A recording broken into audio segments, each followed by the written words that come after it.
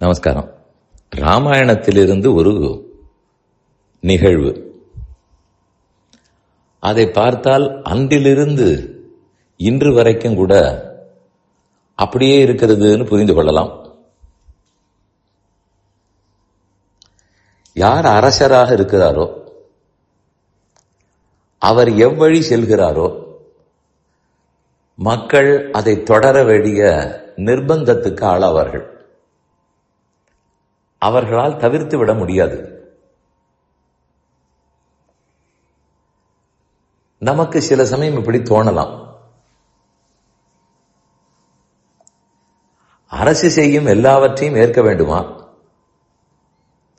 மக்கள் தங்களுக்கு பிடிக்கவில்லை என்றால் எடுத்து சொல்ல மாட்டார்களா? அதை அரசன் கேட்டுத்தானே ஆக வேண்டும் என்று தோன்றும்.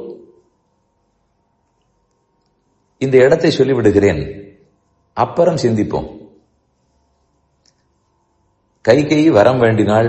ராமன் காட்டுக்கு ஏக வேண்டும். 14 ஆண்டுகள். பரதனுக்கு பட்டம். தசரதனுக்கு உடன்பாடில்லை. மந்திரிகள் எல்லாம் இல்லை என்று சொன்னார்கள். மக்களுக்கு ராமன் உயிர் போன்றவன், விட்டே கொடுக்க மாட்டார்கள். குலகுருவான வசிஷ்டரே சொல்லி பார்த்தார். கணவன் தசரதன் கெஞ்சி பார்த்தார். எதற்கும் கைகேயி கேட்கவில்லை. அவர்களுக்கெல்லாம் ராமன் காட்டுக்கு போகட்டுமே என்ற எண்ணம். யாருக்குமே மக்களுக்கு அந்த எண்ணம் கிடையாது. ஆனாலும் ராமன் கிளம்பும் போது அழலாம், தொடரலாம், கதறலாம், எல்லாம் செய்யலாமே தவிர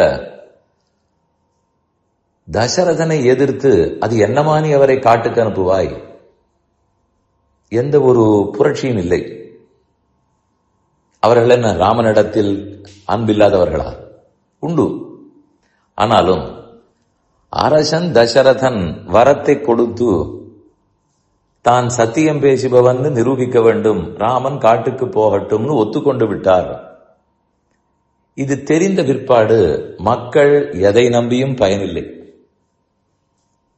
தங்களுக்கு அன்பு இருக்கிறது என்னால் இருக்கிறது. ஆனால் அரசன் வேறு மாதிரி முடிவெடுத்து விட்டாரே. அப்படியே காட்சியை சற்று மாற்றுவோம். பரதன் மாமன் வீட்டிலிருந்து திரும்பி வருகிறார். என்ன நடந்ததுன்னு புரிந்து விட்டது. தன் தாயின் மேல் கோபம். தாப்பனாருக்கு இமச்சடங்குகளை எல்லாம் முடித்தார். சத்ருகனும் கூட இருக்கிறார். இனி நான் ஒரு நிமிடம் இங்கு இருக்க மாட்டேன். எல்லாரும் புறப்படுவோம். ராமனை போய் அழைத்து வந்தாக வேண்டும். அவர்தான் பட்டாபிஷேகம் பண்ணிக்கொள்ள வேண்டும். நான் தாங்க மாட்டேன். இதை சொல்லிவிட்டு புறப்படுகிறார். 3 தாய்மார்களும் புறப்பட்டனர். மக்கள் எல்லாரும் கிளம்பினார்கள். கோலாகலம். எல்லாருக்கும் விருப்பம், நான் வருகிறேன், நான் வருகிறேன். அது என்ன? ஏற்கனவே அந்த மக்களுக்கு அன்புதான், இப்போதும் அன்புதான். அப்ப பேசாம இருந்தார்கள், ராமன் போக விட்டு விட்டார்கள். அழுதார்களே தவிர ஒன்றும் செய்யவில்லை. இப்போது பரதன் புறப்படும் போது எல்லாரும் கூட வருகிறார்கள். ஏனெனில் அரசன் எப்படி நினைக்கிறான்ங்கிறது புரிந்துவிட்டது. இப்பதான் ராமனுடைய பெருமை, மக்களுடைய அன்பு, இதெல்லாம் அரசனுக்கு புரிந்திருக்கிறது. பரதன் புரிந்தவர். இப்பவும் யாரும் பரதா நீ காட்டுக்கு போக வேண்டாம், ராமனை கூப்பிட வேண்டாம், அதெல்லாம் சொல்லவில்லை. பிடித்திருக்கிறது, ஆமாம் போகலாம் வாருங்கள். எந்த கைகை வரம் வேணும்னு கேட்டாலோ அவளே ராமனை அழைத்து வர புறப்பட்டு விட்டாள். இவர்கள் எல்லாரும் ஒற்றுமையாகத்தான் போனார்கள். ராமன் வரவில்லை, அது வேறு விஷயம். அவர் நான் காட்டுக்கு சென்று விட்டுதான் வருவேன்னு சொல்லிவிட்டார். கொடுத்த சொல் மாறமாட்டார். பாதுகையை கொடுத்து அனுப்பிவிட்டார். பரதனுக்கு பாதுகமும் அரசு மீந்துன்னு குலசேகர ஆழ்வார் பாடுகிறார்.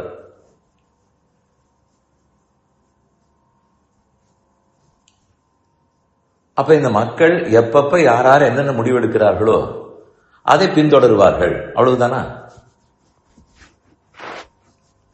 ஆமாம், அப்படித்தான் நடந்திருக்கிறது. அவ்வளவா அப்படி எதிர்த்து விட முடியாது.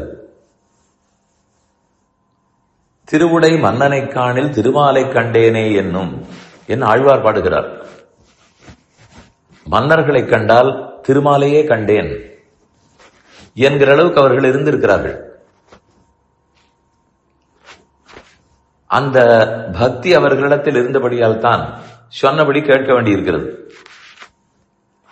இன்றைக்கு தேர்தல் முறை, அரசாட்சி முறை, அதற்கு காலம் 5 வருஷம் 4 வருஷம், இதெல்லாம் உலகளாவிய அளவில் மாறிவிட்டது.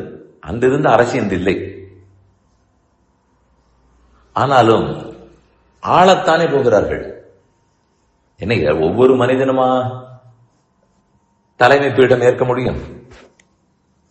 ஒருத்தர் ஆளத்தான் போகிறார், நாம் ஆளப்படத்தான் போகிறோம்.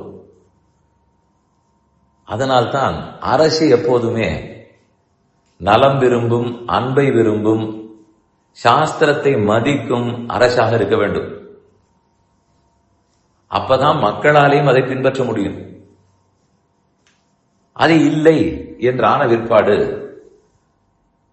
இது மக்கள் கேட்க வேண்டியதானே சொல்லிக் கொண்டிருந்தால் கேட்பார்கள். எவ்வளவு முடியுமோ அவ்வளவுதான் முடியும்.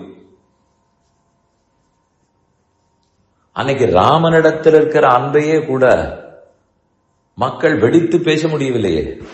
தசரதன் சொன்னான், ஏற்கத்தான் வேண்டும். தசரதன் செய்தது தவறுன்னு கூட சொல்லலாம், ஆனால் மறுக்க முடியாது. அதனால்தான் அந்த நாளிலிருந்தே புராணங்களில் அரசர்கள் வல்லமையோடும், நேர்மையோடும், தார்மீக சிந்தனையோடும், பக்தியோடும் இருக்க வேண்டும் என்றுதான் கூறி வந்திருக்கிறார்கள். இந்த உண்மையை உணர்வோம்.